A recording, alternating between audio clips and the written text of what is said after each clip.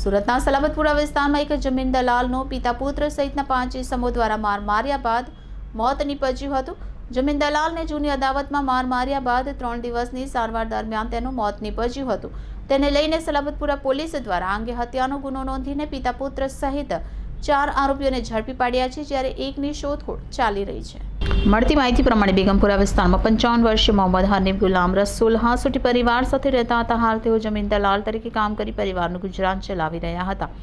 ગત શુક્રવારના રોજ સલાબતપુરા હજુરી ચેમ્બર્સ માસૂમ પીર કબ્રસ્તાનના ગેટ આગળ રોડ ઉપર જાહેરમાં બપોરના સમયે એક જ મહોલ્લામાં રહેતા 2 પરિવારો વચ્ચે અગાઉના જૂના ઝઘડાની અદાવતમાં ઝઘડો થયો હતો, જેમાં બંને પક્ષો વચ્ચે ટીકા મૂકીની મારામારી થતાં મોહમ્મદ આરિફ મહેમૂદ શેખ, તેનો પુત્ર વસીમ સહિત 5 જેટલાએ જમીન દલાલને ગળાના ભાગે પેચિયા જેવા કંઈક સાધન વડે ઈજા પહોંચાડી હતી। આ બનાવ બાબતે સલાબતપુરા પોલીસ દ્વારા બંને પક્ષોની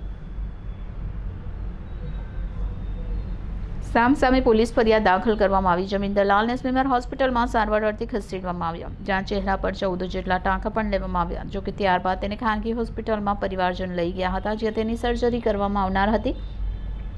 જોકે તે પહેલા જ સારવાર દરમિયાન મોત નીપજ્યું હતું। ગંભીર ઈજા પામનાર 55 વર્ષીય મોહમ્મદ હનીફ ગુલામ રસૂલ હાસુટીને સારવાર દરમિયાન મરણ જતાં તેઓને પીએમ કરાવ્યા બાદ મોતનું કારણ જણાઈ આવતા આ બાબતે હત્યાની કલમનો ઉમેરો કરવામાં આવ્યો। પોલીસે 5 આરોપી સામે હત્યાનો ગુનો દાખલ કરી મોહમ્મદ આરિફ મહેમૂદ શેખ, તેનો પુત્ર વસીમ રિઝવાન રફીક શેખ